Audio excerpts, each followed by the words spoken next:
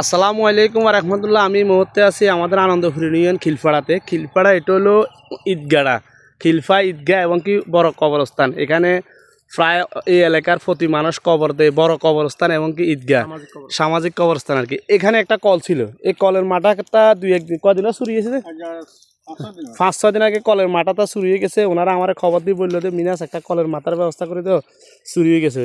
এখানে প্রায় অন্তত আশেপাশে যাতায়াতের মানুষেরা পানি খাইতো বা কেউ মুদ্রা মাটি দিতে হয়তো, কেউ কবর জিয়ারত করতে হলে উজু করতো, বা ঈদগাহ তো আছে। তো আপনাদের কাছে অনুরোধ যে কোনো হৃদয় ব্যক্তি একটা কলের মাথা দিয়ে দিয়েন। আর যারা চুরি করছেন আল্লাহ ওনাদেরকে হেদায়েত করা। এখানে মসজিদ মাদ্রাসার এই যে এগুলা চুরি হওয়ার, আমি আপনাদের কাছে অনুরোধ করতেছি আমার ভিডিওটা একটু শেয়ার করে দেবেন আর কিছু কথা বলবেন। একটা মুরব্বী চাচা, কি অবস্থা? এটা কদিন আগে চুরি হয়েছে?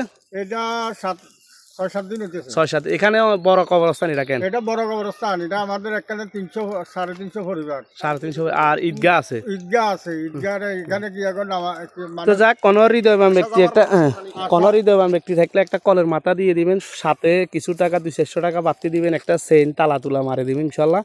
আর যাদের প্রয়োজন, যারা ভালো লাগলে আমার ভিডিওটা যোগাযোগ করুন। আর যারা আমার ভিডিওটা দেখবেন একটু শেয়ার করে দিবেন।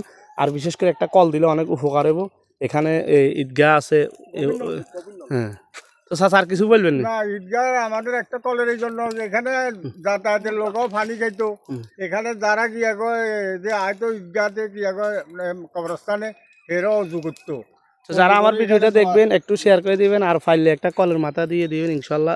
এই যে আমার মাধ্যমে হোক, আপনারা নিজে আসি লাগাই দিলে হবে। ওকে, আসসালামু আলাইকুম রহমতুল্লাহ।